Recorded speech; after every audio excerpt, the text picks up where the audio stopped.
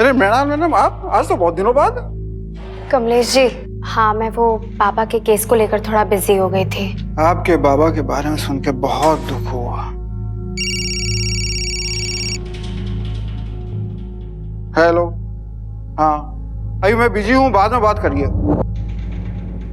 अरे नया फोन है, बहुत अच्छा है, खासकर कि जो तितली बनी है वो तो और भी अच्छी है। अरे मैडम नया कहाँ है, सेकंड हैंड है फोन।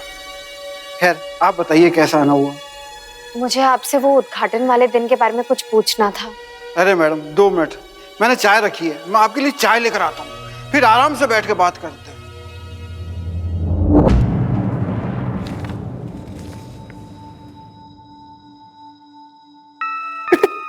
भाइयों, कल रानी पार्क पैलेस के ऑडिटोरियम में फ्रेंच फिल्में दिखा रहे हैं सुबह सुबह। पासेज आए रखे हैं अपने पास, दोनों भाई जाते हैं, थोड़ी देर दर्शन भी करा देंगे, ठंडक मिल जाएगी कलेजे को। नहीं यार, कल नहीं चल सकते। क्यों? अरे कल सत्येंद्र जी के साथ कमिश्नर साहब की प्रेस कॉन्फ्रेंस में जाना है सुबह सुबह। हाँ, अपने सत्येंद्र बाबू के साथ बहुत बुरा हुआ है। देखो मधुरिमा थी तो छोड़ के चली गई, और एक वो मृणाल है जो आजकल आती नहीं, अकेले पड़ गए हैं बेचारे। अरे अकेले कहाँ पड़ गए हैं? क्यों? सामने वाली ज्योति भाभी तो है। सही कहते हो भाया। अरे कल इसी बात की तो प्रेस कॉन्फ्रेंस है। अच्छा, सुना है और अंदर की खबर है कि कल कमिश्नर साहब अपनी ही प्रेस का कांड तो क्लोज करने वाले हैं। क्या बात कर रहे हो? और क्या, मतलब कल पूरे जयपुर को पता चल जाएगा। वासना का पुजारी राजू ड्राइवर गुल खिला रहा था किसके साथ, किसके? वाह वाह, क्या बात है, मुझे तो यकीन नहीं हो रहा कि मैं आप जैसे घटिया और वाहियात लोगों के साथ काम करती थी।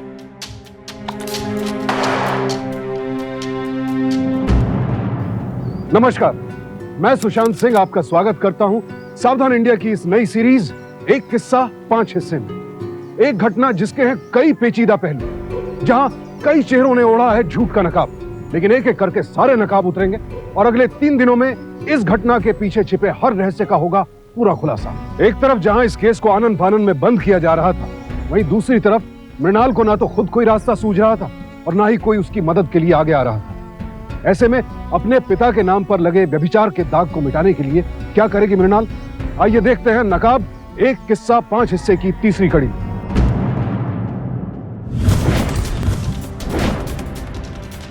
Urine pregnancy test kit Ajay Bihari के घर पे क्या कर रहा था? कहीं अजय बिहारी ने वो किट मधु के लिए तो नहीं खरीदा था? लेकिन पोस्टमार्टम की रिपोर्ट में कुछ क्यों नहीं आया? Yes doctor. वर्तमान पत्रिका प्रिंटिंग प्रेस हत्याकांड एक जघन्य हत्याकांड था और इस केस के ऊपर इंस्पेक्टर अमर है जो इस केस के बारे में आप लोगों को खुलासे से बताएं। इंस्पेक्टर अमर बताएं प्लीज। 13 जुलाई 2013 को वर्तमान समाचार की प्रेस में हमें 3 लाशें मिली, जिनके नाम हैं राजू दास, मधुरिमा चौबे और अजय बिहारी। भैया प्लीज थोड़ा जल्दी निकाल लीजिए, कैसे चला रहे हैं आप? इतनी भी क्या जल्दी है मृणाल? थोड़ा सा लेट पहुंच के बता दिया तो क्या फर्क पड़ता है? फर्क पड़ता है मैम, वहाँ प्रेस कॉन्फ्रेंस चल रही है और इंस्पेक्टर मिश्रा इस केस का अपना वर्जन दे देंगे और रिपोर्टर्स कल वही चीज छाप देंगे। कुल मिला के ये एक लव ट्रायंगल जैसी सिचुएशन थी, या फिर जिसके चलते ये अवैध संबंध बने और इसी सब के चक्कर में राजू दास, मधुरिमा चौबे और अजय बिहारी की हत्या हो गई। यही कहकर हम इस केस को क्लोज करने जा रहे हैं। Thank you. इंस्पेक्टर साहब, आप केस क्लोज नहीं कर सकते। ये कौन है? सर, मैं राजू दास की बेटी मृणाल दास, और आप ये केस इसलिए क्लोज नहीं कर सकते क्योंकि मधुरिमा चौबे प्रेग्नेंट थी। आप ये कैसे कह सकते हैं कि मधुरिमा चौबे प्रेग्नेंट थी? ये बात आपको डॉक्टर बताएंगे। सर, पोस्टमार्टम में मधु की प्रेगनेंसी की रिपोर्ट इसलिए नहीं दिखी क्योंकि वो 8 हफ्तों यानी 2 महीनों से कम की थी। आप ये कैसे कह सकती हैं कि मधुरिमा चौबे प्रेग्नेंट थी जबकि उसको मरे हुए 2 हफ्ते हो चुके हैं? सर, उनके ब्लड सैंपल से, क्योंकि वो मेरी पेशेंट थी और उनकी मौत से 2 दिन पहले ही मैंने उनका ब्लड कलेक्ट किया था, जिसकी रिपोर्ट आज सुबह ही आई है। ये है उनकी ब्लड की कॉपी। तो आपका कहना है कि मधुरिमा मरने से पहले प्रेग्नेंट थी? जी हाँ। इसका मतलब जो बच्चा था उसके पेट में वो राजू दास या अजय बिहारी दोनों में से किसी का भी हो सकता है, राइट? इंस्पेक्टर साहब, ये भी तो हो सकता है कि इन दोनों में से किसी का ना हो। ये भी तो हो सकता है कि वो किसी और का बच्चा हो। ये बात तो आपको डीएनए टेस्ट के बाद ही पता चलेगी और उसी के बाद आप केस क्लोज कर सकते हैं। इंस्पेक्टर, डीएनए टेस्ट के ऑर्डर्स किए जाए। Yes sir. Thank you so much. Ajay Bihari के घर जब हम उस दिन डॉक्यूमेंट्स ढूंढने गए थे बाइक के, तब मुझे वहां पर एक यूरिन प्रेगनेंसी किट मिली। तब तो मुझे रियलाइज नहीं हुआ कि उस घर में ना तो कोई औरत है ना कोई लड़की है जिसे जरूरत है उसकी। लेकिन बाद में जब हम डॉक्टर के पास गए और उसने कहा कि कुछ दिन पहले मधु वहां ब्लड टेस्ट कराने आई थी, वो बात मुझे याद रह गई और पता नहीं कैसे मैंने दोनों बातों को जोड़ा और मैं डॉक्टर के पास पहुंच गई। किस्मत तो देखो, आज ही उन ब्लड टेस्ट के रिपोर्ट्स भी आए हैं। दिखते तो नहीं हो, लेकिन तुम हो बड़ी तेज। तेज होने से नहीं होता सर, कोई खास मकसद या किसी के लिए प्यार होना बहुत जरूरी है और मैं अपने बाबा से ना बहुत प्यार करती हूँ, तो मेरा जीतना तो तय है। और मेरा ट्रांसफर होना पक्का है। क्यों?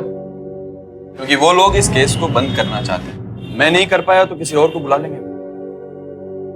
अब ऐसा नहीं होगा क्योंकि अब मीडिया की बहुत पैनी नजर है।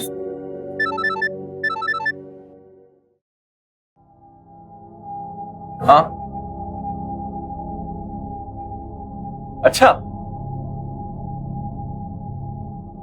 लो, तुम्हारे लिए एक और खुशखबरी है। अजय बिहारी की बाइक मिल चुकी है। हम वेट किस बात का कर रहे हैं? चलो। आसपास किसी ने मिर्ची के खेतों में आग लगा दी है क्या? अटी पछाड़ी ही मिर्ची मसाला की फैक्ट्री है। यहाँ आसपास लोग कैसे रहते होंगे? आदत पड़ जाती है मैडम। कुछ मिला क्या? रजिस्ट्रेशन नंबर कुछ? नहीं सर जी, अभी तक तो कुछ नहीं मिला। किस सोच में पड़ गई? सर इसी वजह से तो आपके स्निफर डॉग्स आपको यहाँ तक लेकर नहीं आ पाए। इन मसालों की वजह से? एग्जैक्टली। बेचारी उनकी भी नाक यहाँ पर आकर बंद पड़ गई। तुम जासूसी सीरियल ज्यादा देखती हो या जासूसी नॉवेल्स हैं? सर यहाँ पर कुछ है।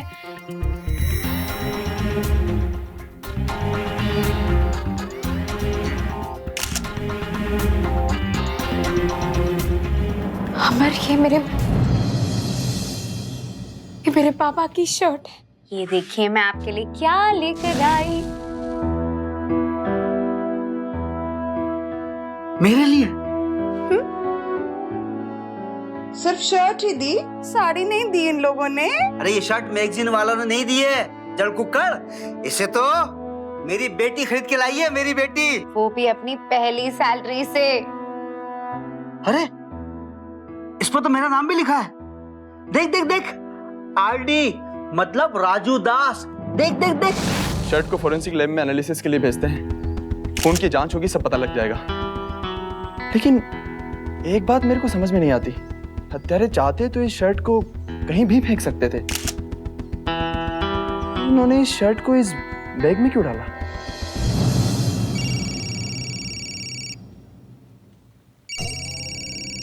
हेलो, हाँ सत्यन सर,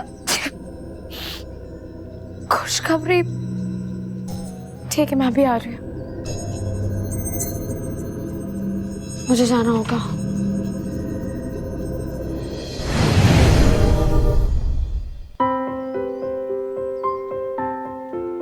सर ये कैसे हो गया? ये सब तुम्हारे बाबा का ही आशीर्वाद है बेटा। देश के सबसे leading news channel UN TV में फील्ड रिपोर्टर की नौकरी है ये। इसके लिए मधु जैसे सीनियर रिपोर्टर जाने वाली थी, पर वो ना जा सकी। शायद तुम्हारी किस्मत में लिखा था ये मौका। अरे तू देख क्या रही है? पैर छुआ और आशीर्वाद ले। जरूरत नहीं है। अरे नहीं नहीं, बिल्कुल जरूरत है। दिल्ली जाने की तैयारी कर अब। सर आई एम सॉरी, पर मैं ये एक्सेप्ट नहीं कर सकती। पर क्यों? इस नौकरी के तो तुम सपने देखा करती थी बेटा। अब नहीं सर, मेरे बाबा के नाम पर जो धब्बा लगा हुआ है मेरे दिमाग में, उसके अलावा कुछ नहीं चल रहा। तेरे बाबा के नाम का धब्बा ना तू मिटा नहीं रही है, बल्कि ये सब करके तू कालिक पोत रही है। तू जानती है वो मधु उसके पेट में तेरे बाप का नाजायज बच्चा था। अखबार में खबर छपी है ये। अखबार की बातों पे ज्यादा विश्वास है मैं आपको? खबरदार माँ, आज कह दिया, आज के बाद कभी मत कहना। माँ, एक पत्नी होने के नाते हो सकता है कि आपकी अपनी पति से कुछ शिकायतें रही, लेकिन उसकी सजा मैं क्यों भुगतूं? हाँ, हो सकता है कि वो एक बुरे पति थे। ये भी हो सकता है कि आप एक बुरी पत्नी थी, लेकिन मेरे लिए मेरे बाबा भगवान से कम नहीं। मैं बुरी पत्नी हूँ? वो झूठा, घटिया, मक्कार इंसान सारी जिंदगी मुझे ठगता रहा और मैं बुरी पत्नी बन गई। हाँ, वो चोर, चक्का, मक्कार इंसान मेरे लिए मेरे भगवान, पूरी दुनिया से पहले ना, मैं आपको साबित करके दिखाऊंगी कि भले ही मेरे बाबा और बड़े आदमी नहीं थे, छोटे थे, पर वो दिल के बहुत ही नेक इंसान थे, बहुत ही अच्छे इंसान थे माँ, बहुत ही अच्छे इंसान थे।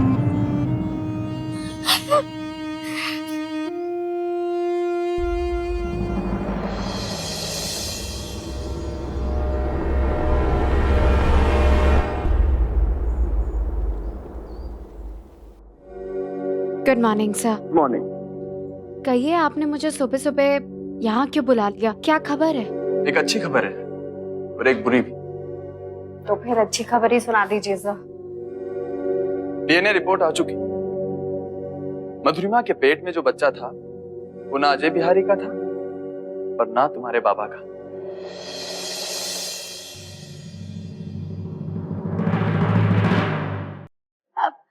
मुझे पता था कि मेरे बाबा बिल्कुल बेकसूर है sir. I just knew it.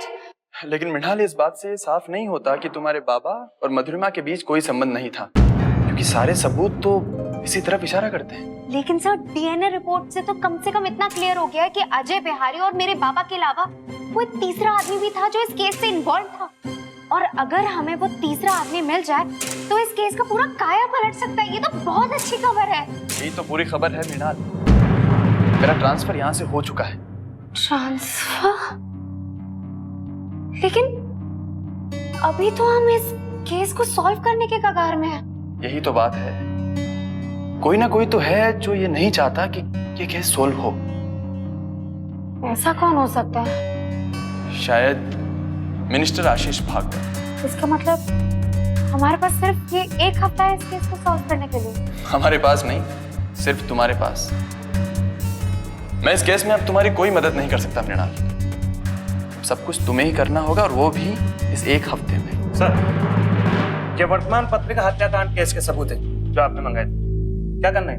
ये सारे सबूत एग्जिबिट रूम में संभाल के रखना। Okay sir.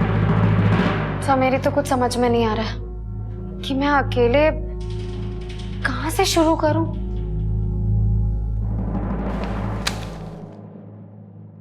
ये तुम्हारे बाबा और अजय बिहारी की फोन की रिकॉर्डिंग्स हैं और एफआईआर की कंप्लीट कॉपी भी। तुम यहां से शुरुआत करो, मुझे पूरा भरोसा है कि तुम उस तीसरे आदमी तक पहुंच जाओगे। All the best. Thank you sir.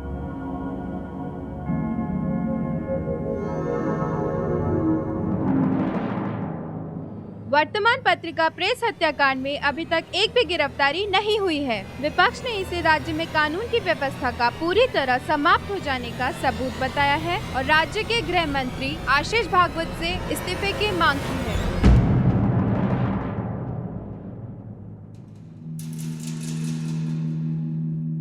चलो, कम से कम ये बात तो पता चल गई है कि बाबा ने लास्ट कॉल माँ को किया था। ये क्या है? अजय बिहारी को मधु से पहले किसी और ने भी फोन किया था, लेकिन ये नंबर तो अजय बिहारी के कॉल लिस्ट में नहीं था। इसका मतलब किसी ने इस नंबर को डिलीट कर दिया है। कहीं ये वही तीसरा आदमी तो नहीं है? कहीं ये उसी का नंबर तो नहीं है? मोबाइल कंपनी को फोन करके पूछती हूँ कि ये किसके नाम पे रजिस्टर्ड है।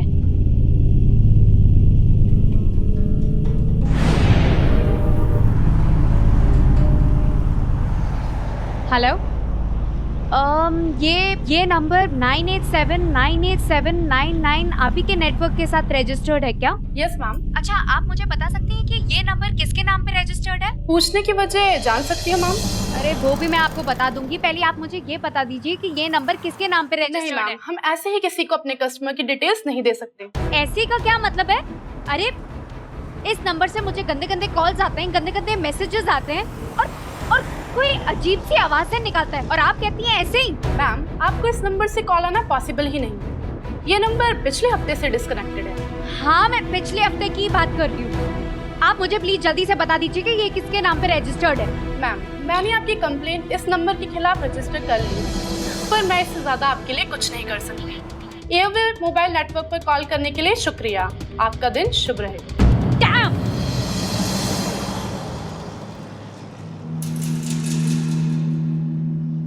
अब क्या करूं मैं? ये नंबर अजय बिहारी के फोन पे भी फीड होगा। करेक्ट।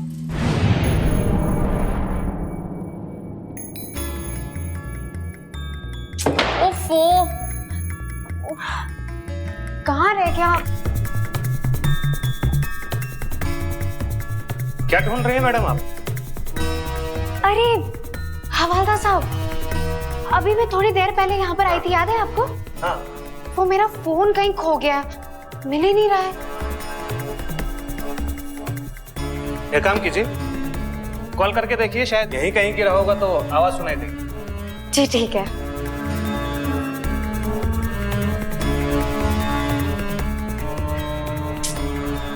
अनअवेलेबल आ रहा है। वैसे भी उसकी बैटरी बहुत ज्यादा लो थी। पता नहीं, याद ही नहीं आ रहा है कि कहाँ छोड़ दिया मैंने अपना फोन। अरे हाँ, आप एक बॉक्स लेकर आए थे ना इंस्पेक्टर अमर के पास? हाँ। जिसमें कुछ सामान रखा हुआ था। हाँ। क्या पता मेरा फोन उसी बॉक्स में हो। पर मैडम, वो बॉक्स तो एग्जिबिट रूम में, और वहां सिर्फ ऑफिशियल लोग ही जा सकते हैं। हाँ, तो आप चलिए ना मेरे साथ। मैं ढूंढ लेती हूँ, आप साथ खड़े रहिएगा प्लीज। चलिए ठीक है।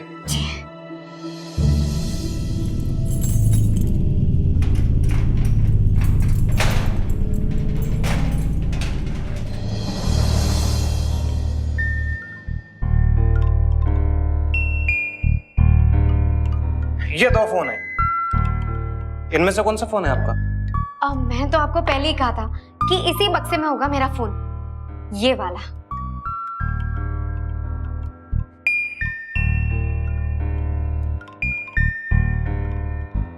ये लीजिए। Thank you.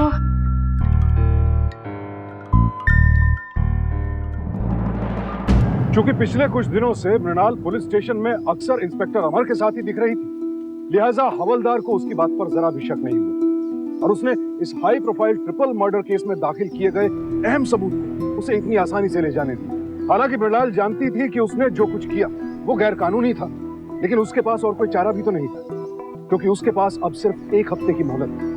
और आखिरकार उसके हाथ वो सबूत लग गया था जिससे वो ये जान सके कि वो कौन शख्स था जिसने मर्डर से ठीक पहले अजय बिहारी को फोन किया और फिर कॉल लिस्ट से अपना नंबर डिलीट कर दिया। और जो भी ये शख्स था, शायद खूनी भी वही था।